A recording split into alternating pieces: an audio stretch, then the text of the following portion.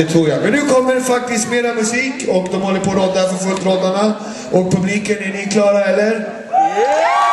Yes, publiken är redo, alltid redo. Publiken vill alltid ha mer. Och nu ska det vara sång, vi ska ha piano, vi ska ha gitarr. De är 15 till 18 år. Och om de fick vara någonting så skulle de vara snöbollar. Ser bra ut och är goda inuti. Förstår du? Snöbollarna alltså. Och de är från Sala. De ska sjunga Fields of Gold med Stig tror jag. Och de heter Moa, Joel och Joel!